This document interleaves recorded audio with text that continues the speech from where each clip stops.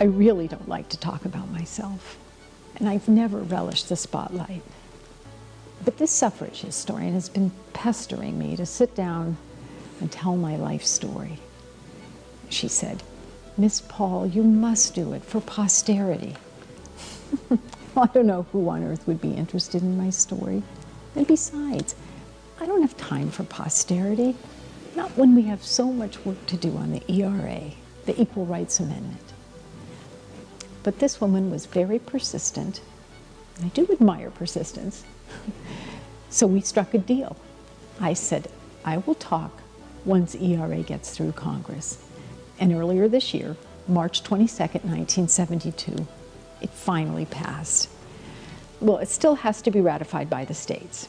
And I know we're in for an uphill battle with that. But I'm here, and I'm ready to speak. And I think maybe, after all, it's a good idea because, well, it's my opportunity, at least to the best of my recollection, to set a few things straight.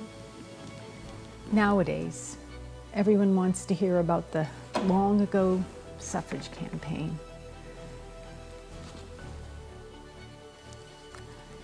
I think the best place to begin that story is at the end.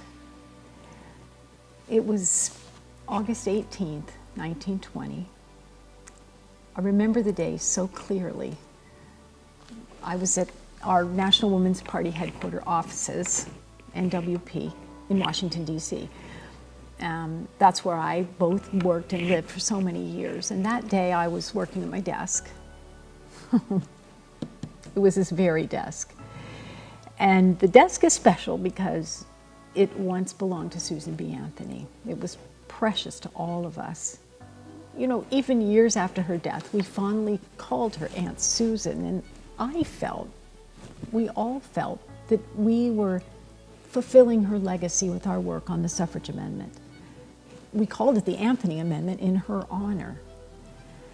And that day was momentous for the amendment because we were waiting on news from the last state needed to ratify. It was Tennessee.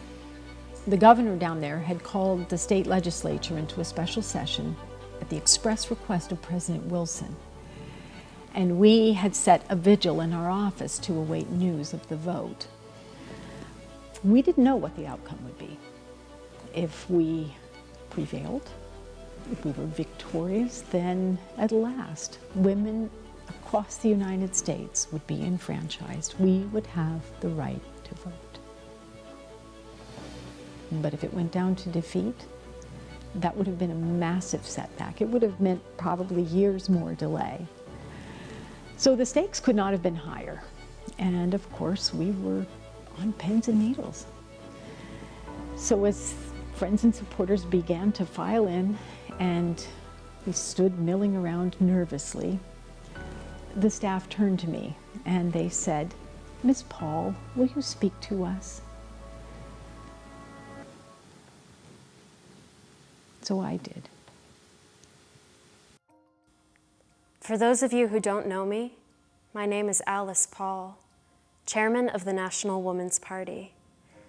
I founded the NWP a few years ago with the help of my friend and literally my partner in crime, Miss Lucy Burns. You see, Lucy and I first met a few years ago after being arrested during a suffrage demonstration in London. We were two young Americans studying abroad, and we had been swept up into the British suffragette movement. As many of you know, we American women find that term suffragette rather demeaning, but our British counterparts embrace it, almost as a badge of honor.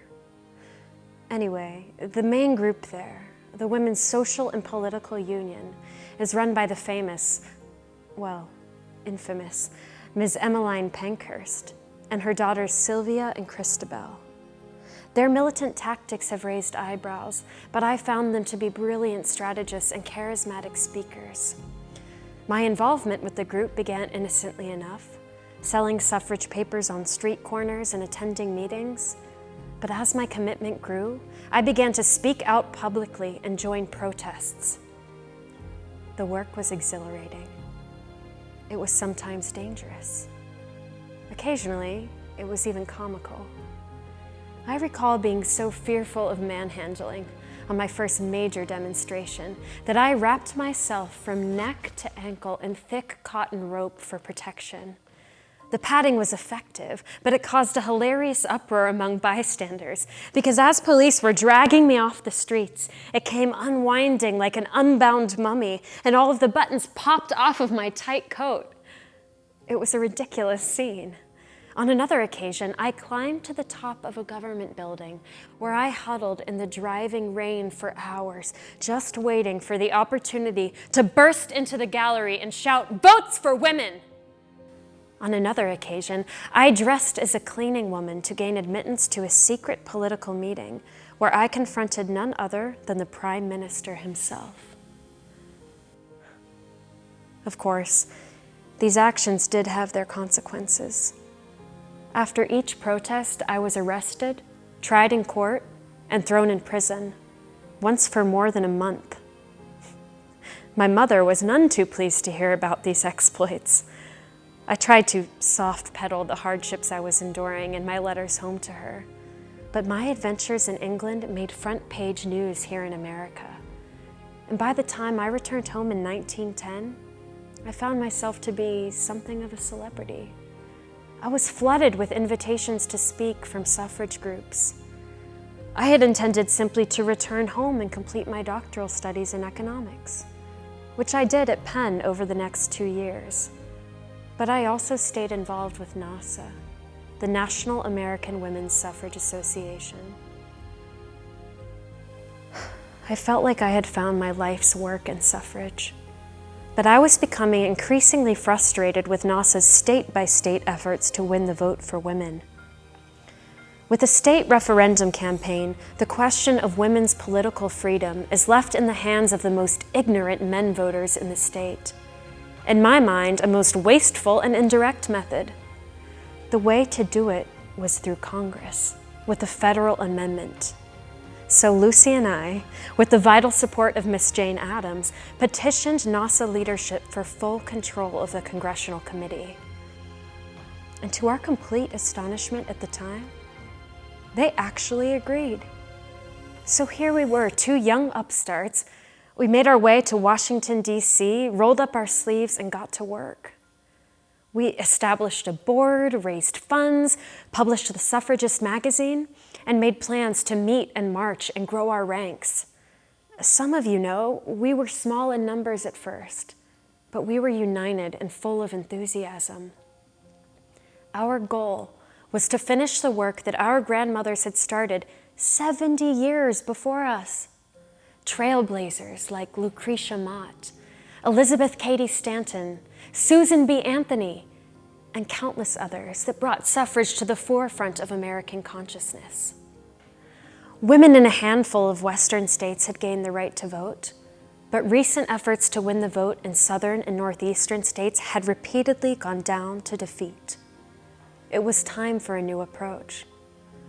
So, I decided to take all the lessons I had learned in England and put them into practice.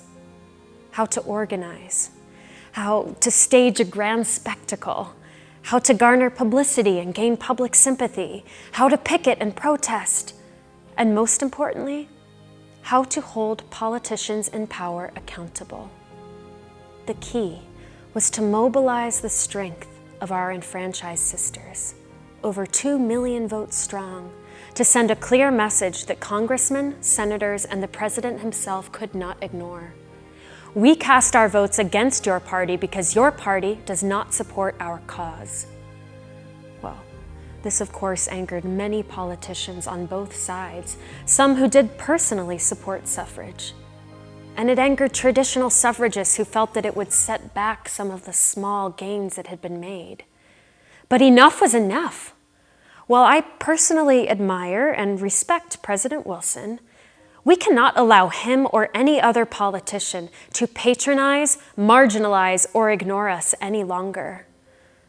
So the essence of our campaign became one against the government, not a war of men against women, for so many men are helping loyally, but a battle of men and women together against the politicians. It is a battle that we have been waging relentlessly for 7 years. And today, we stand poised on the verge of success, not as a result of submissive compromise, but of vigorous activism. Burning the president's speeches, labeling him Kaiser Wilson, and picketing the White House, even after our entry into the Great War in Europe, were new and unheard of tactics. People called us disrespectful, antagonistic, unpatriotic, and unladylike. But I ask you, what choice did we have? When a country sends its troops overseas to defend the liberty of foreign citizens, yet denies fully half its population the right to vote, can it truly be considered a democracy? I understand that most reforms, most problems for that matter, are complicated. But to me, there is nothing complicated about ordinary equality. I find it hard to understand how anyone can believe otherwise. I recall attending suffrage meetings with my mother when I was just a girl, and having lively conversations with my parents about all matters of conscience. They had raised my brothers and sister and me with an abiding belief in the equality of all people, regardless of race, sex, or social status. I suppose it is these fundamental beliefs that led me initially to pursue a career in social work. Working in settlement houses in London and New York, I saw women who toiled on their feet all day for meager wages and in unsafe conditions. I myself worked in a rubber factory where I barely earned enough to pay for board in a tiny, cold attic room. Yet countless women must provide not only for themselves, but also for their families, and risk their health and very lives in so doing.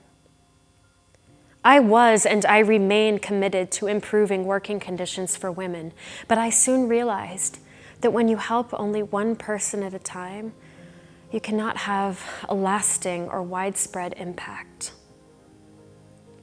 So, I continued my work, because the key to improving the lives of women today is gaining the right to vote, becoming enfranchised.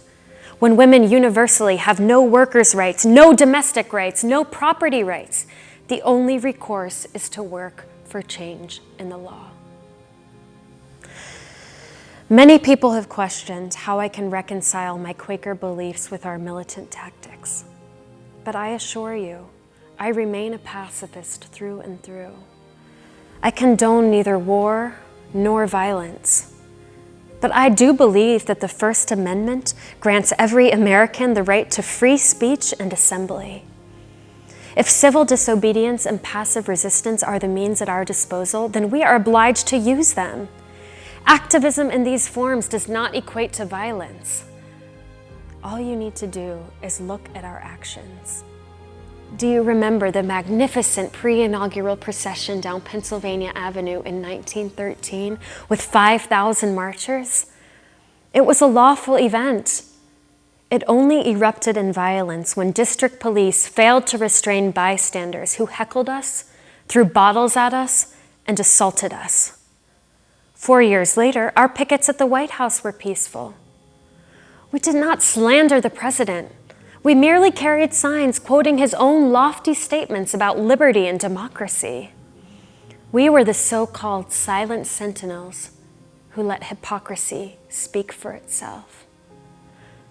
Yet we were arrested on the frivolous charge of obstructing sidewalk traffic.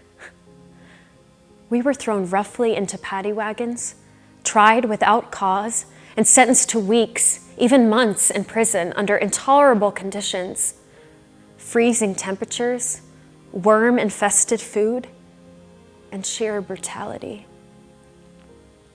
The press labeled November 15th, 1917, the Night of Terror. Dora Lewis, you were beaten over the head and suffered a concussion. Mary Nolan, you, a 73-year-old woman, were dragged along a cold, damp floor and hurled into a concrete cell. And Lucy Burns, you were left hanging with your arms above your head, choking and gasping for air all night. And as for me, I simply refused to eat. And for my hunger strike, I was punished with a vengeance. The wardens tied my arms and legs to a chair while the doctor stood behind and held my head back. He wrapped a towel so tight around my throat that it constricted my windpipe, making it almost impossible to breathe. And then, so they could pour raw eggs and milk down my throat, he took a tube to my nostril, as if driving a stake into the ground again and again until it caused a spasm in my stomach. These force feedings were sheer torture. But equally frightening and even more demeaning was being thrown into solitary confinement in the psychopathic ward. Every time I tried to get a little bit of rest, the warden shined a light so bright in my eyes. I was sleep deprived and threatened with full-time commitment to a mental asylum. These were hellish experiences, but we knew there was no turning back. As my mother used to tell me, Alice, once you put your hand to the plow, you cannot stop until you get to the end of the row. So we soldiered on with renewed commitment, each putting our own little stones into the great mosaic that is this movement. It is not just my cause. The Women's Party is composed of women from all races, creeds, and nationalities, united on the one cause of raising the status of women today. I don't know if victory will be ours today, if the legislation will pass, but I do know that ultimately we will prevail.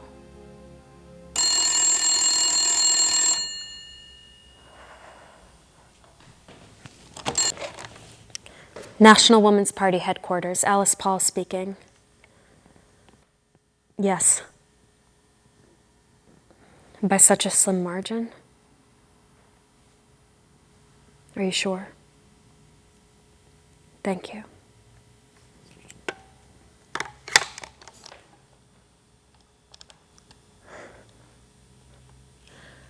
It passed. We won. Mr. Harry Byrne changed his vote at the last minute. His mother told him to be a good boy and do it. Let's unfurl the banner and celebrate our victory.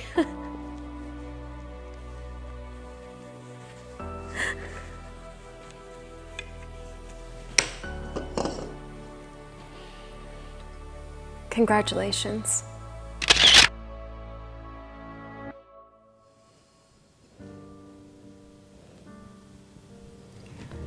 We toasted our victory, but it was a short-lived celebration because, well, for one thing, we were utterly exhausted from that arduous, long campaign.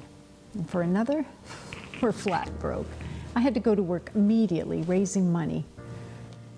But there remained on my mind, and on everyone's mind, a big question. What is next for our party?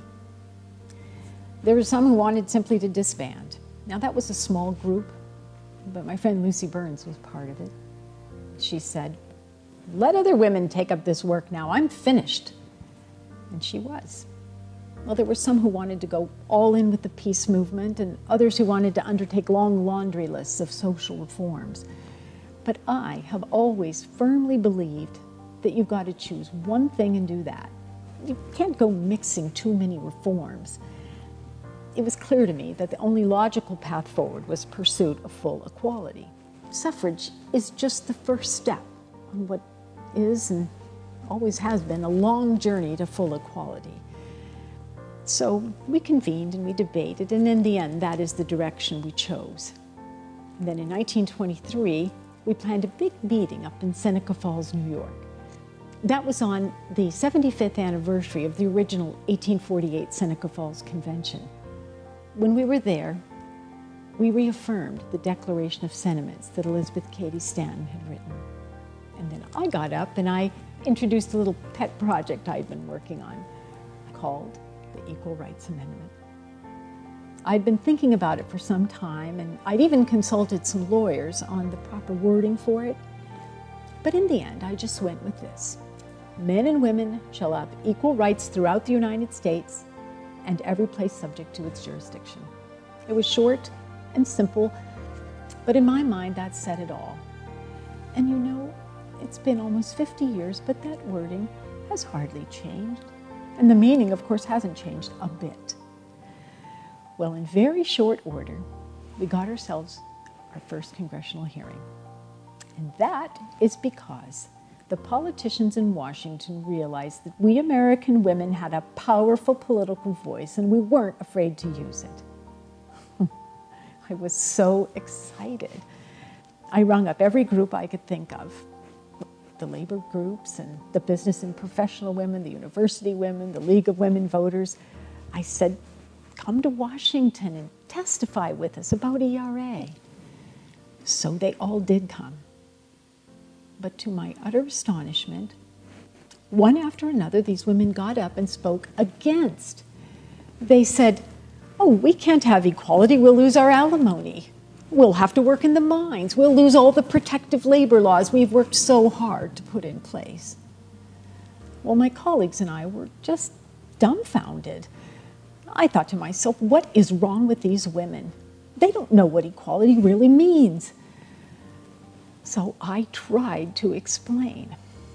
I said, listen, it doesn't mean you're going to lose anything you've gained. It simply means that under the Constitution, you will have equal rights with men. But it fell on deaf ears. It was just a concept ahead of its time. I think looking back, that was the biggest miscalculation of my career. But it made me realize that we were going to have to educate American women. Of course, we'd had to educate men, initially or primarily men in Congress and the president during suffrage. But this, educating all American women on what's really in their self-interest, well, that would be a larger campaign, and it would take time. And while I strongly felt that the congressional or the constitutional amendment should be the foundation or the underpinning for all laws built on it, realistically, we might have to pursue some interim reforms along the way. And I really wasn't equipped to do that. So I decided to undertake a course of legal study. Now, I had no shortage of college degrees by that time. I had gotten my bachelor's from Swarthmore in biology. I had master's degrees in political science and social work, of course, my doctorate from Penn, that was in economics, but I didn't know anything about the law. So I undertook a part-time course of training over several years, at the end of which I had obtained 3 degrees, including my Juris Doctorate. And I then said to myself, well, Alice, now at least you can converse somewhat knowledgeably in this field. And if nothing else, well, you're no more ignorant than all the other lawyers out there. In truth, that was valuable training. We pursued so many important initiatives in those years. One of them was nationality equality. That was vital. There used to be laws where women would marry foreign nationals and move overseas, but they could lose their citizenship. And if they were widowed or divorced, which did often happen, they might not even be able to obtain a passport to return home. And their children were not American citizens. It was shameful. So, you know, even influential women were not exempt. I remember the case of Ruth Bryan Owen. She was the daughter of the politician William Jennings Bryan. Well, she was a public figure in her own right. And after she was widowed from this Englishman she'd married, she returned to the United States and she ran for Congress in 1928 in Florida. Well, she won the election, but the result was challenged by her opponent, on the grounds that she hadn't been repatriated. Can you imagine a man being subject to that treatment? Well, we lobbied hard for that, and the Nationality Equality Act was passed in 1934. And it was really part of a much larger initiative that we in the National Women's Party spearheaded, because we helped to found and staff the Inter-American Commission on Women. And this group worked on treaties between all of the countries of the Americas that were signed by the US and all these republics in North and South America for nationality rights for women. It was vital work, but it brought home to me in a very tangible way something that I had always known. We American women, in all of the discrimination, the injustice, the legal disability that we face every day, we're not alone.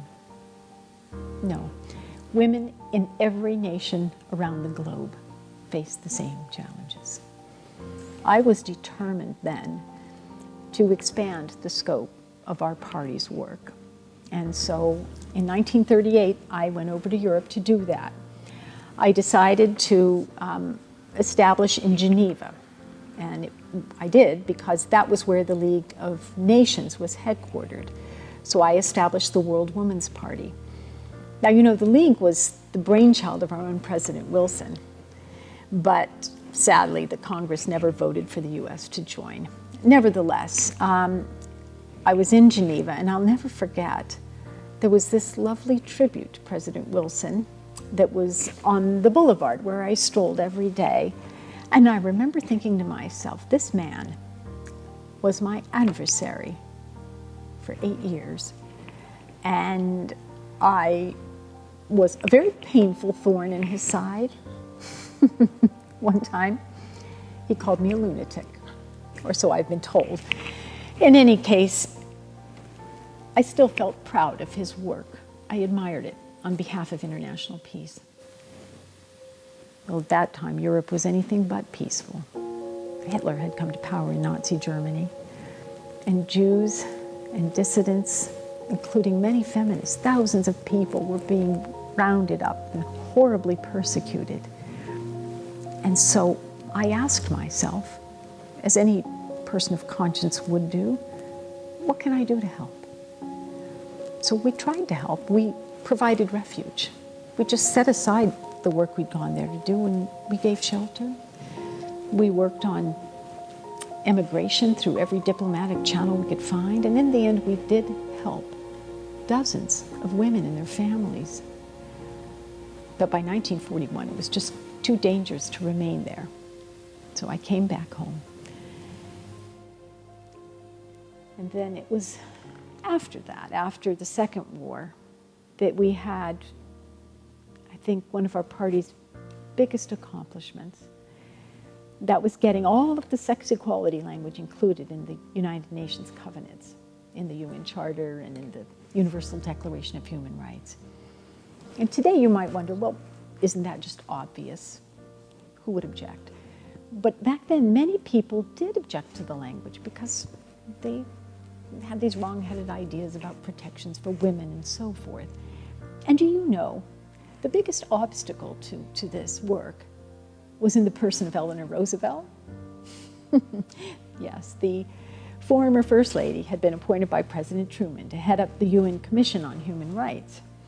And Mrs. Roosevelt believed very deeply in the inherent difference between men and women. She thought that women had special roles in society and that they required special protections under the law. She'd worked alongside her husband throughout his administration on getting all of these protectionist labor laws passed for women and children. And for this, well, of course, she was revered and she was beloved. But at least in this point, she was wrong. And I knew we were in for a battle with her because she had been against the ERA since the very beginning. And so my colleague and I, we determined to go to New York to the committee meetings and work on this. So we went every day, week after week, month after month, and we bent the ear of all the delegates who would listen to us from all over the world. Many of them did agree with us, and many were persuaded, but Mrs. Roosevelt was steadfastly opposed. However, our patience paid off, because it got to the point where she couldn't attend the meetings any longer. And that's when we just pounced, we got it in there, and very quietly she dropped her opposition. Some of the same things, believe it or not, were still cropping up again just a few years ago when we worked on the Civil Rights Act of 1964. Now, as of course you are aware, that is primarily legislation about racial discrimination. However, when I first read it, I saw there was one section, it's called Title VII. It pertains to fairness in employment, and I knew that this was our opportunity. We'd been looking for years for a way to get sex included as a condition of fair employment. This was a great vehicle. So we lobbied Congress and an amendment was added. And I will never forget the wonderful and funny speech that the representative from New York, Mrs. St. George, gave when she was on the House floor. She stood up and she said, "That small, terrifying word, sex, it will not harm this legislation. It will improve it. It will make it comprehensive. It will make it logical. It will make it right." And of course she was right. And just in the last several years, millions of American women have benefited from Title VII. But while I'm on the topic of civil rights, I do need to clarify something. You know, I've been called outlandish things in my life. I've been called an elitist, an autocrat, a communist, a lunatic. And it's all preposterous, of course. It's not even worthy of a reply. However, at times, I and the National Women's Party have been accused of being unwelcoming to colored women. And I just want to say that, well, we always had Negro members, at least a few, even back in the early days.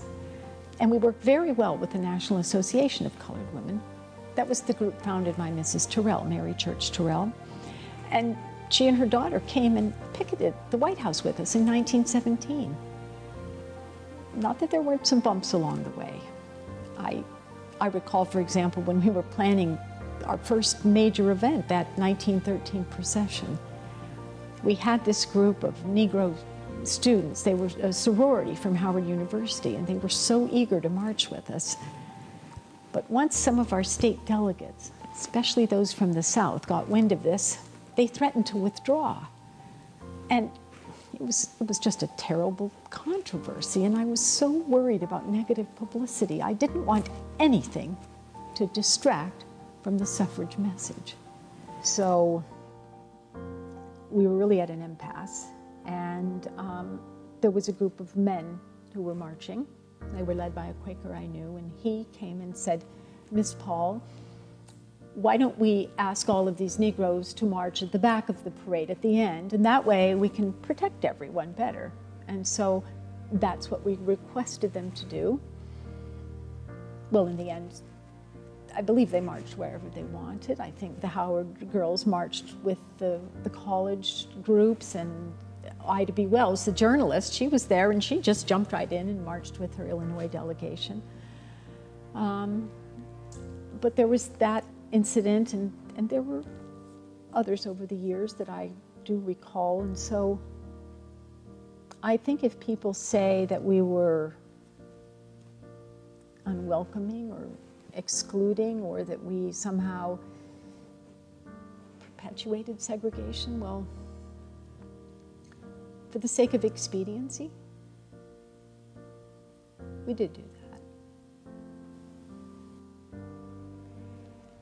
I do believe in racial equality, of course. It's just not my cause. My cause is women's equality.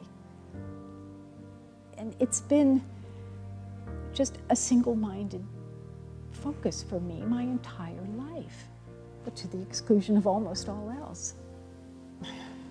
I remember when I was young, I loved to read detective novels. It was my passion, and it was escape, delightful. But once I undertook suffrage work, I realized I didn't have time for that. And so I consciously forbade myself from even going into the bookshop to browse. Well, that's a small thing, but in a larger way, I never chose to marry. Not that I didn't have suitors, I did. But I didn't choose to marry or have a family because my work was my life. And at the heart of it, at least for the last 5 decades, has always been ERA. I have never stopped fighting for it. And now finally, I think American women are ready. They understand what's really in their interest because they understand what equality means. I think I have to give credit for this, in part at least to the liberation movement. I think they've helped raise awareness about women's equality and lots of other issues. I'm a member myself of the National Organization for Women now, and I've worked with many of their leaders, Mrs. Friedan and others, on lobbying. But these second wave feminists, that's what they call themselves, I sometimes do question their tactics because I'm afraid that perhaps they're mixing too many messages and maybe going a little bit astray. You know, we always had ERA into the political platform, the plank of both parties, Republican and Democrat, all the way back to the 1940s. But just a few years ago, when we were talking to the Republicans at their plank committee meeting, we had our National Women's Party representative get up and give the routine speech, and all the committee members nodded in agreement. Then we were immediately followed by this well-known liberation woman. She got up and she gave a fiery speech all about abortion. Well, I don't know what ERA has to do with abortion, but that was it. The committee members threw up their hands and they said, we can't have that, and they threw out ERA along with it. Now, we got it back in last time around, but to me this is a cautionary tale. And now we are up against ratification. And we've got to do it right because we only have 7 years. There's a time limit this time around. They tried to do that to us during suffrage, and we put our foot down and said, absolutely not. I went to the liberation women and I said, don't accept this condition. It is a tactic, deliberate tactic by your opponents for delay and defeat. But they said it's too late. So we have to get this ratified quickly, and the forces of opposition are mounting, and they're formidable. There's this woman now, Mrs. Schlafly, Phyllis Schlafly. She's founded this group, the Eagle Forum, and she wants to stop ERA. So she's going around and making speeches. She claims that ERA will mean abortion on demand, that it will mean unisex bathrooms, women in combat, homosexual marriage. Well, of course, it means none of those things. Yet, it is very effective. She cloaks it all in the language of patriotism and traditional values. And I worry greatly how this may hurt us. You know, we American women have made tremendous strides in all aspects of life, in our society, in work, in politics, in the last 50 years since we became enfranchised. But I wonder, 50 years from now, will we American women still be waiting for ordinary equality?